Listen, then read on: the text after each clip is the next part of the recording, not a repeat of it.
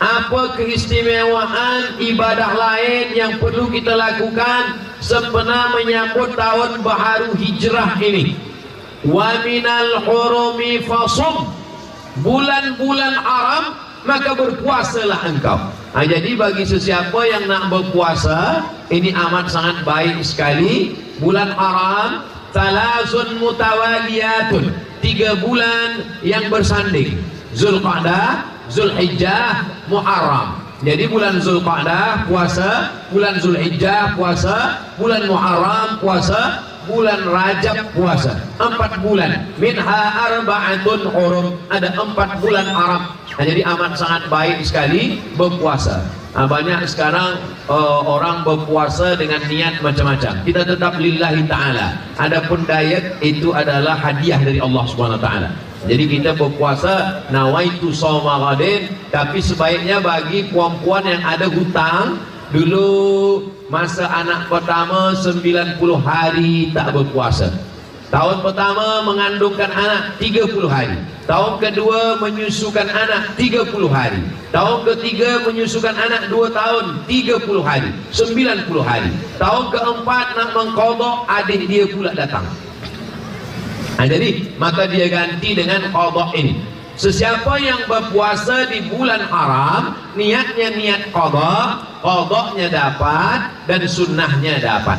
Jadi sesiapa yang berpuasa hari Isnin di bulan Muharram, selepas itu dia niat qadha, dia dapat 3. Qadhanya dapat, puasa Isninnya dapat, puasa Muharramnya pun dapat. Tapi Ustaz Abdul Somad, kadang bila kita puasa ni ada pula jemputan makan. Ya memang begitu, saya selalu begitu. Bila sedang puasa banyak jemputan. Kita tak puasa tak ada jemputan. Itu memang sudah ujian dari Allah SWT.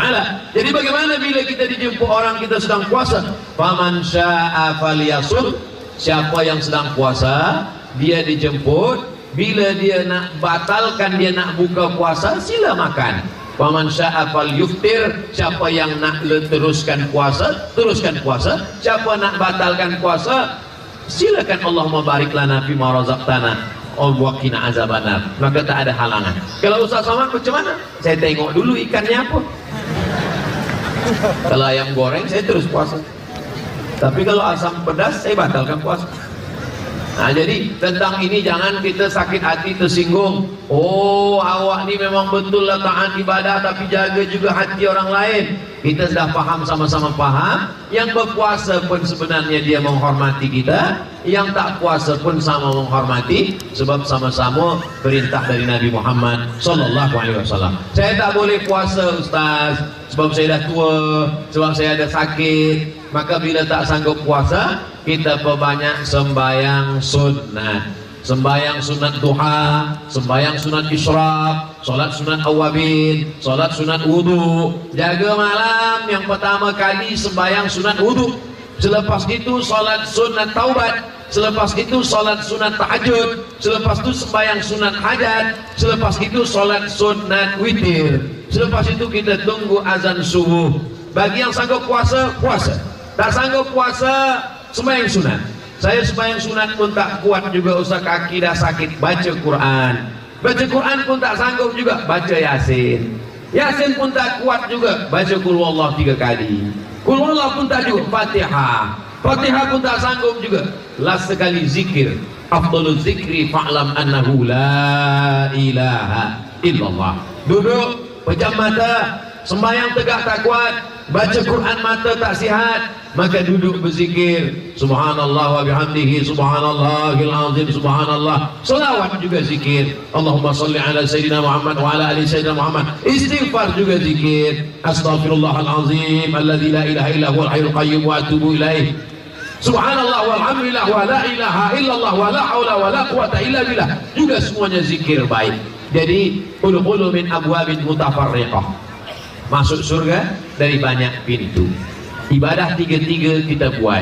Yang sanggup bersedekah, berinfak, bagi anak yatim, fakir miskin, bina masjid, surau, maka ini semuanya baik di bulan-bulan haram. maka kita lebih baik lagi, kerana ada kelipatan, ada amal-amal yang digandakan Allah Ta'ala yang dilakukan pada bulan-bulan haram, Zulqa'dah, Zulhijjah, Muharram dan Rajab ini, insya Allah. Bagaimana cara untuk kita selamatkan diri dari fitnah akhir zaman? Ada 3 tempat kita. Yang pertama, tempat tinggal. Yang kedua, tempat bekerja. Yang ketiga, tempat yang tidak di alam nyata. Tempat tinggal, alam nyata. Tempat bekerja, alam nyata. Yang tak nyata ni, alam ghaib. Mana itu? Sosial media. Dia tak nyata.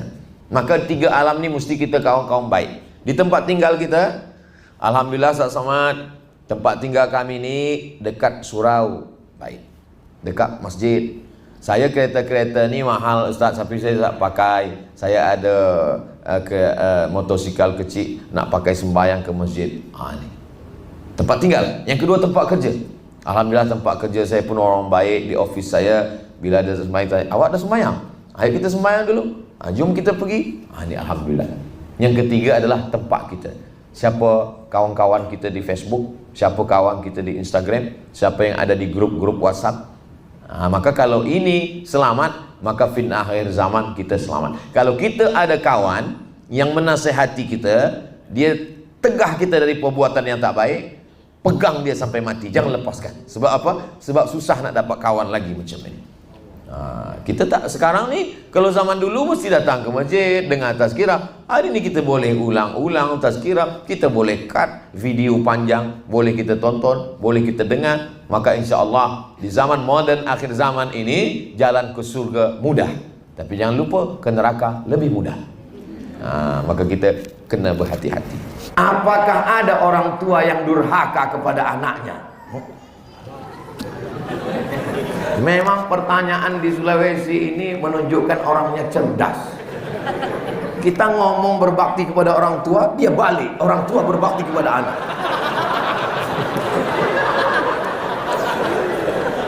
Jadi suatu ketika Umar bin Khattab sedang duduk, datang seorang membawa, "Wahai Umar, ini anak durhaka, tolong hukum dia, karena dia anak durhaka." Umar orangnya bijaksana. Dia langsung tanya anak ini, "Kenapa kau durhaka?" Kata anak itu, "Umar, boleh saya bertanya kepada?" "Boleh." "Kami sebagai anak ini ada hak tak terhadap orang tua?" Kata Umar, "Kamu punya hak." "Berapa hak kami sebagai anak?" "Ada 3. Apa haknya?" "Pertama, dikasih nama yang baik."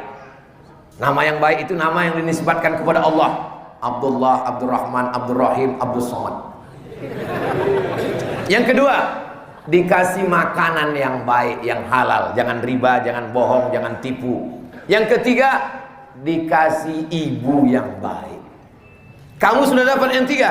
Kata dia, "Nama saya tidak baik, Umar." "Siapa nama kamu?" Dikasihnya nama saya Khamfas, artinya kumbang. Yang kedua, ibu saya dipilihkannya seorang perempuan yang akhlaknya kurang baik, dan makanan saya dikasihnya makanan yang tidak baik. Apa kata Umar kepada bapaknya? "Laqad aqadtahu qabla an ya'aqqa alaik." Kamu bapak lebih dulu durhaka kepada anakmu sebelum anakmu durhaka kepada Allah. Jadi kalau begitu pertanyaan ini, adakah ayah durhaka kepada anak? Lihatlah adab anak muda di Makassar, mereka tidak mau menjawab. Walaupun ada, mereka hanya diam. Karena mereka menghormati ayah mereka. Berarti berhasil kajian pagi ini. Di tempat saya ada satu desa punya 4 masjid, 12 musola. Tapi yang berisi solat berjamaah hanya beberapa saja. Kalau di musola ini 1 hari kosong 1 waktu tak solat berjamaah, istahwadat alaihimus syayatin, Allah turunkan hukuman, mereka sekampung ini diganggu setan. Enggak ada yang diganggu setan Pak Ustaz. Enggak ada yang kerasukan. Otaknya otak setan, cakapnya cakap setan, diganggu setan. Maka mesti ada satu muazin yang bagus di kota tengah, Rokan Hulu. Dibangun Pak Haji itu masjid, diangkat satu imam, digaji sekian juta, diberangkatkan umroh, dikasih sawit 2 hektar untuk gaji tetapnya. Ini yang paling bagus. Siapkan rumah dinas. Banyak sekarang ini OKB, orang kaya bingung. Bingung dia duitnya mau kemana. Akhirnya dibuat acara pesta itu ini. Ada yang lebih parah lagi, OKB, orang kaya bongak. Duit banyak tapi tak tahu mau buat apa. Bangun masjid, angkat imam, buatkan kurikulumnya, buatkan sekolah, membuka lapangan pekerjaan. Sehingga sarjana-sarjana dari fakultas tarbiyah ngajar, fakultas syariah ngajar fikih, fakultas usuluddin ngajar akidah, ngajar hadis. Karena kalau ditunggu CPNS, alamat kapal akan tenggelam. Nah, jadi mudah-mudahan dari tausiah kita orang tidak hanya terinspirasi untuk sholat puasa, tapi juga untuk buat sekolah. Masalah ngurus izinnya segala macam, datang. Kayak mana cara ngurus izin? Nanti saya suruh ustazah menjelaskan macam mana pengurusan izin dan lain sebagainya. Ustaz mau tanya, apa hukumnya wanita meminang laki-laki? Ada perempuan, dia punya barang dagangan. Setiap kali barang dagangan dibawa laki-laki ini, laku dahsyat. Setiap dibawa, laku hebat. Akhirnya dia penasaran, siapa yang bawa barang ini? Kok laku terus? Saya mau ketemu sama orangnya. Akhirnya ditunjukkanlah itu orangnya. Ternyata orangnya adalah Nabi Muhammad sallallahu alaihi wasallam. Lalu kata si perempuan ini, saya mau nikah sama dia. Maka dikumpulkanlah pamannya ngomong ke Nabi Muhammad sallallahu alaihi wasallam, itu Khadijah mau sama kamu. Kamu mau nggak nikah sama dia? Nabi mau. Ini dalil perempuan kalau melihat laki-laki yang amanah, dia boleh, tapi jangan langsung. Dan laki-laki itu amanah. Kalau laki-lakinya bocor keliling, jangan. Nanti di update-nya status, dia udah nembak aku. Kamu jadi malu. Yang ngomong itu walinya. Bapak wali pun ngomongnya jangan pakai kalimat langsung. Pakailah bahasa-bahasa kiasan, majas. Kebetulan ada anak muda hafal Quran, ganteng, muda. Bapak senang betul kalau dia jadi mantu. Suruh dia datang bertamu ke rumah. Silakan ke rumah ya, ke rumah. Nanti pas datang ke rumah, yang bawa teh manisnya anak bapak. Tawa dia. Dia pun nengok.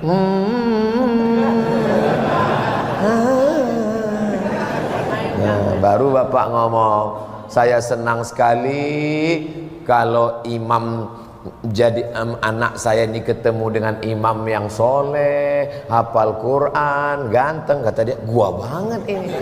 Nah, kalau memang rezeki, insya Allah jodoh tidak kemana, tapi saingan di mana-mana. Mudah-mudahan niat bapak tercapai, insya Allah. Amin. Jadi kalau ada laki-laki yang baik, syarat bapak mencari menantu dua, tidak banyak. Pertama, idza ja'akum man tardawna dinahu, baik agamanya. Yang kedua, wa khuluquhu, baik akhlaknya. Kalau kelihatan ada laki-laki baik agamanya, baik akhlaknya, fazawwijuhu, nikahkan dia dengan anakmu. Illa taf'alu, kalau tidak kamu lakukan, takun fitnatun fil ardi wa fasadun 'arid, akan terjadi kerusakan yang dahsyat luar biasa. Mudah-mudahan Allah menyelamatkan anak-anak perempuan kita semua. Kalau mau melihat anak-anak muda yang pantas jadi imam untuk cucu-cucu bapak adalah inilah anak-anak muda yang hadir sholat subuh ini. Ini anak-anak muda, kalian sudah ku endorse, nggak laku juga, aku nggak tanggung jawab lagi. Saya alhamdulillah diterima di Bank Riau Kepri Syariah. Saya minta diyakinkan oleh Ustadz kalau bekerja di bank syariah ini tidak riba dan gajinya itu halal. Seperti yang saya tahu, Dewan Pengawas Syariah BRK ini Ustadz Zulhendri Rais. Saya juga sudah melihat video UAS kalau kerja di bank syariah itu boleh. Saya ingin mewujudkan ekonomi Islam sehingga umat Islam selamat dari riba. Kalau tidak, kita umat Islam bekerja di bank syariah tidak akan terwujud ekonomi Islam. Mohon motivasinya Ustadz, kalau langkah yang saya ambil bekerja di Bank Syariah ini sudah langkah yang benar. Jadi waktu saya diundang ke BRK, Bank Riau Kepri Syariah, kebetulan waktu itu lama prosesnya, sekarang sudah syariah. Ustadz, kami mau resign, kata mereka. Waktu itu belum berubah. Saya bilang, kalau kalian resign dari sini, siapa yang menggantikan kalian? Kalian di sini aja dulu sementara ini berubah jadi syariah. Saya tanya-tanya, apa yang belum selesai ini? Masih ada beberapa lagi terhambat di OJK. Kebetulan Pak OJK itu ada situ. Terus dosa kami Pak Ustaz, dosa kalian Pak OJK nih nanggung, kata saya. Tapi hubungan kami tetap baik, bukan sindir mau kelahi. Hubungan saya dengan Pak OJK tetap baik. Alhamdulillah berubah jadi syariah. Jadi banyak beberapa kawan, dia menganggap ini dosa, dia mau keluar dari situ. Ada yang PNS, ada yang TNI Polri. Saya mau keluar dari sini Pak Ustaz. Terus kalau kau keluar dari sini, datang malaikat menggantikan kau? Enggak Pak Ustaz. Saya menggantikan, lebih setan dari saya lagi Pak Ustaz. Jadi kalau umat Islam keluar dari sini, keluar dari pengacara, keluar dari dokter, keluar dari pengusaha, keluar dari TNI, keluar dari Polri, siapa yang akan duduk di situ? Jadi tetap di situ berjuang sesuai kemampuan. Tapi banyak kali duit haramnya Pak Ustaz. Tak tahu kau mau membuang duit haram nih, mari ku ajarkan. Banyak kali duit haramnya Pak Ustaz. Duit haram itu jangan dibawa pulang ke rumah. Ambil gaji kau saja. Yang kira-kira haram ini, masa kami pergi ke Jakarta seminggu Pak Ustaz, tanda tangannya 7 hari, cuman 2 hari pulang. Kau hitung 2 hari itu berapa? 2 hari itu 2 juta Pak Ustaz. Yang dikasihnya berapa? 7. Yang 5 itu jangan kau ambil. Kemana kami serahkan? Serahkan untuk masalih ammah, kepentingan umum. Jangan diambil. Tak tahan saya Pak Ustaz. Itulah jihadnya. Itulah jihadnya. Jadi jihad itu sesuai di bidang kita masing-masing. Tetap di situ bertahan. Tetap ngaji, banyak ibadah, kuatkan hati. Karena kalau keluar, apalagi ini sudah syariah, kalau sudah syariah, kalau sudah syariah tak ada jihadnya lagi. Tinggal serius itu, tingkatkan ekonomi syariah dengan produk-produk supaya umat Islam di Riau keluar dari rentenir. Tanam padi, pupuk mahal, mesin irigasi mahal. Dari mana modal? Dari rentenir, lintah darat.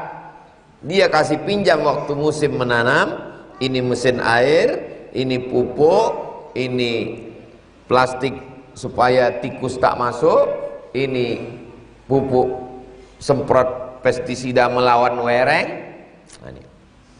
Nanti pas musim panen padi, dialah yang menentukan harga. Dia tak pernah jumpa tanah liat, dia tak pernah menanam, tapi dia lebih kaya dari petani. Siapa itu? Lintah darat, rentenir.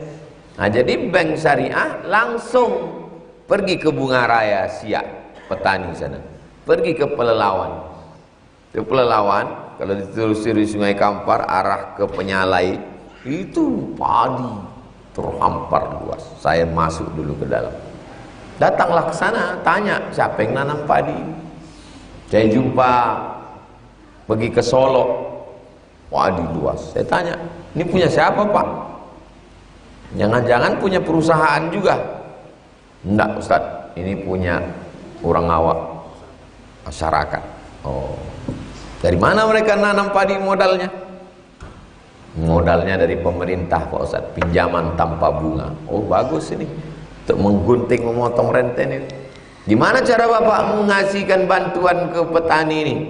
Sholat subuh di masjid. Jadi wali kota sholat subuh di masjid. Siapa yang rajin ke masjid dapat bantuan. Sejak itu ramai masjid Pak Ustaz. Ternyata kalau punya kekuasaan dipakai, pinjamkan, panen, masjid penuh, rezekinya berkah, selamat dari riba rentenir. Jadi mestinya pegawai-pegawai bank ini terjun ke bawah, atasannya juga. Yang ngaji itu jangan cuma karyawannya aja, atasannya ngaji juga. Suami saya sudah lama tak kerja, dia sudah kesana kemari, belum ada panggilan. Selama ini saya membiayai semuanya. Apa yang harus saya lakukan sebagai istri Pak Ustadz? Ikhlas. Karena mengamuk pun duit udah habis juga. Ikhlas. Macam mana biar supaya ikhlas Pak Ustadz? Banyak beribadah. Kalau kita beribadah, Allah menolong. Kalau kita merepet, setan masuk. Lama-lama capek. Capek aku Pak Ustadz. Nah, banyak ibadah, solat duha, solat tahajud, berzikir, tak ada yang sulit bagi Allah. Innama amruhu iza arada syai'an ayakula lahu kun fayakun.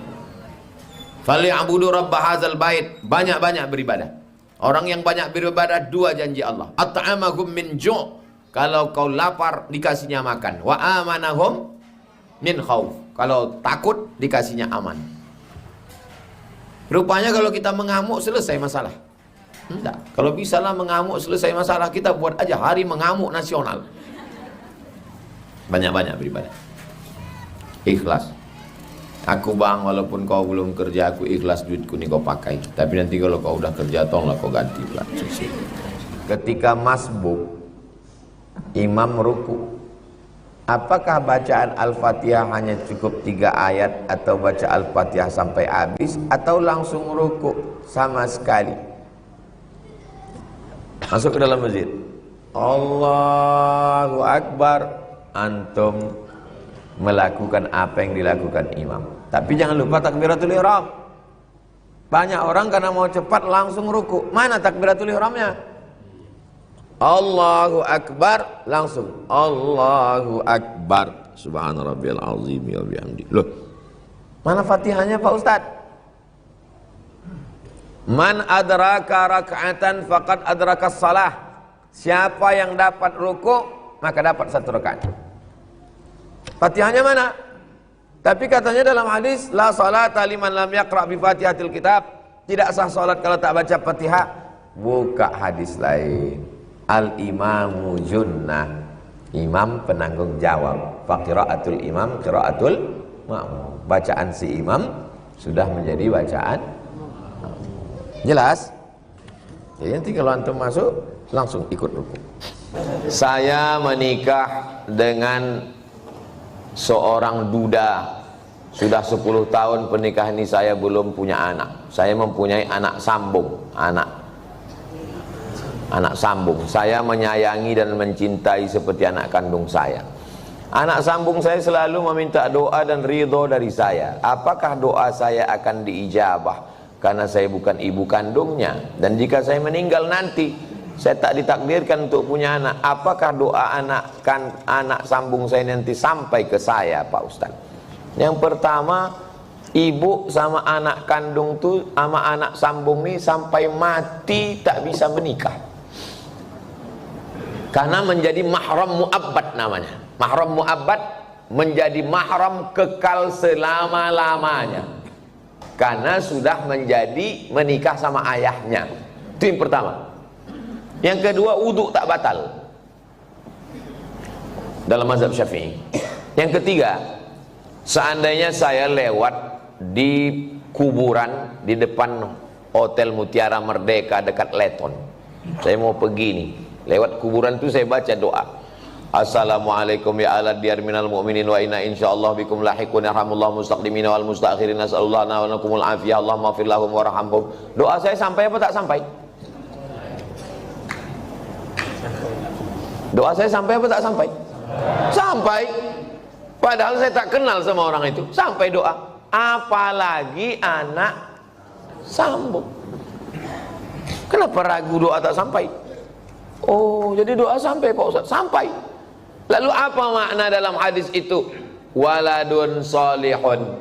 Maksudnya amal saya kepada orang mati itu sampai. Bukan tak sampai. Amal kita ini semua kepada orang mati sampai. Kalau tak sampai amal kita kepada orang mati, tak ada sholat jenazah. Sholat jenazah itu amal orang hidup apa orang mati? Orang hidup untuk orang mati. Jadi kalau ada orang mengatakan amal orang hidup tak sampai kepada orang mati, nanti pas dia mati jangan sembahyangkan. Bisik kan, kau dulu bilang tak sampai kan? Tak sampai kau. Amal orang hidup ini sampai ke orang mati. Terus Pak Ustadz itu katanya anak yang soleh. Masih fokus nih, masih fokus. Ini Abdul Somad. Abdul Somad ini kalau mati amalnya kan putus semua kan? Putus kan? Masih bisa dia ceramah? Putus. Masih bisa dia sholat sunnah Isra? Tapi ada 3 amalnya yang dulu tak putus. Yang pertama, shadaqatun jariyah. Disumbangkannya 2 sak semen ke Masjid An-Najah. Putus atau tak putus? Tak putus. Karena setiap hari orang sholat mengalir ke dia. Itu kan amal dia dulu. Yang kedua, ilmun yuntafa'u bih. Ceramah dia di Masjid An-Najah. Ceramahnya itu dulu atau sekarang? Dulu. Habis mati tetap mengalir, diamalkan oleh jamaah. Yang ketiga, anaknya. Anaknya itu kan amal dia itu. Yang ketiga, inilah orang. Ya kok amal dia Pak Ustadz? Kalau bini itu cuma ditengok aja bisa dia hamil. Jelas? Tak jelas juga payah lah aku menjelaskan. Anak saya itu amal saya. Amal saya. Jadi hadis itu bukan bercerita hanya doa anak saja yang sampai. Hadis itu mau menceritakan amal-amal dulu tetap mengalir sesudah salah satunya anak. Jadi yang tak punya anak atau meninggal jomblo tak usah takut, kami mendoakan. Ini ustadz ini emosi, tidak emosi. Memang begitu dia kalau menjelang sarapan itu memang begitu. Bolehkah kita fanatik dalam bermazhab pada persoalan ibadah dan muamalah? Pertanyaannya umum, jadi payah hamba menjawab. Hamba jawab umum. Ambo bermazhab Syafi'i. Kalau ambo imam, bismillah ambo jahar. Bismillahirrahmanirrahim. Kalau ambo sholat subuh pakai kunut. Allahumma hdina fiman hadait. Ambo fanatik dengan mazhab ambo. Tapi ambo tidak bisa memaksakan jamaah fastabiqul khairat ikut mazhab saya. Maka ketika saya sholat di masjid fastabiqul khairat, saya tak boleh petantang-petenteng maju ke depan. Kenapa? Karena masjid fastabiqul khairat punya imam tetap. Itulah maka saya tak maju tadi. Ustaz nanti jadi imamnya? Tak, batuk. Ambo tak batuk, bisa menjadi imam. Bismillahirrahmanirrahim. Lamanya suara. Siapa lagi muji ambo kalau tidak ambo surang. Bisa mau jadi imam. Tapi kenapa Ustaz tak maju jadi imam? Saya tak mau merusak jamaah masjid fastabiqul khairat. Namun tidak tahu masjid fastabiqul khairat itu bismillahnya jahar pesir, subuhnya berkunut atau tidak, zikirnya jahar atau tidak, berdoa bersama atau tidak. Maka saya tak memaksakan orang lain. Tapi kalau di masjid sampai ambo memakai mazhab ambo. Saya ini ketua masjid, biarpun kurus begini ketua masjid. Yang jadi imam di masjid itu ada 2 orang mahasiswa UIN. Saya sampaikan, ini masjid kita wakaf dari Pak Haji Anhar, diserahkannya ke saya sebagai nazir. Pesannya di sini pakai mazhab Syafi'i. Bismillahnya jahar, subuh pakai kunut. Setelah selesai sholat, zikirnya jahar untuk mengajar makmum, anak ketek, anak kecil, ibu-ibu yang baru hijrah, baru tobat, mu'alaf, yang tak tahu bacaan. Diajarkan dia berdoa bersama.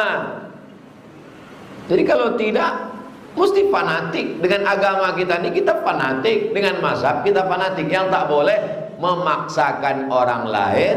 Kalau kau tak ikut mazhab saya, maka kau masuk neraka. Ke semua mazhab ini ahlus sunnah wal jamaah. Mazhab Hanafi ahlus sunnah, mazhab Maliki ahlus sunnah, mazhab Syafi'i ahlus sunnah, mazhab Hambali ahlus sunnah. Tapi kalau saya bawa mazhab Maliki ke masjid dekat rumah saya, masyarakat bingung. Mazhab Maliki tak pakai bismillah. Allahu Akbar, Alhamdulillahi Rabbil Alamin. Mazhab Maliki tangannya lepas ke bawah. Allahu Akbar. Bacaan Fatihah Maroko pakai qiraat Warsh. Mimnya pendek. Alhamdulillahi Rabbil Alamin, Ar-Rahmanir Rahim, Maliki Yaumiddin. Kalau baca pangkal Al-Baqarah, hamzahnya tak dibaca. Alladzina yu'minuna bil ghaib wa yuqimuna shalah. Itu kalau ambo buek di masjid ambo, makmum ko berbisik lah sasek. Siapa imam ko? Panji Gumilang. Habis. Nah, jadi tentang masalah bermazhab, awak mesti bermazhab. Jangan mencela-mencele. Tapi nanti tidak boleh menyalahkan orang lain atau memaksakan kepada orang lain. Bagaimana tanggapan Ustadz dengan sikap kita sebagai jamaah? Beberapa Ustadz Wahabi menanggapi Hamas itu dituduhnya Syiah dan buatan Israel. Itulah yang kujelaskan di khutbah tadi. Emang susah kalau orang belum makan siang. Sampai habis suaraku khutbah tadi, itulah isinya. Yang membebaskan Palestina itu Salahuddin Al-Ayyubi, akidahnya Asy'ari, fikihnya Syafi'i, tasawufnya Sunni, hatam dia Ihya Ulumuddin Al-Ghazali. Izzuddin Al-Qassam, akidahnya Asy'ari, fikihnya Syafi'i, tasawufnya Sunni, tarekatnya Syazili. Stop. Kalau dilanjutkan, Wahabi tidak pernah membebaskan Palestina. Kerja dia mau ngobo-obo orang yang udah sembahyang. Itulah kerja dia. Datangnya bukan baru nih, diundang anak-anak muda, balik anak muda tuh habis kaki celana ayah kena gunting. Muhammadiyah sesat, NU sesat, berarti Jamaah Tabligh, Tabaliyah. Dipanggil MUI Kampar, minta maaf. Itulah pula antum dengarkan. Menyuruh rakyat Palestina hijrah dari negerinya. Dialah yang buatan Israel itu. Dialah yang buatan Israel itu. Karena menyuruh orang Palestina pindah. Orang Palestina tak mau pindah. Kami mau mati syahid di sini. Andai semua kalian orang dunia ini tak menolong kami tetap di sini. Sejak 1946 sampai sekarang ada orang itu, angka kelahiran tinggi, bom meletup di rumah ini meletup juga.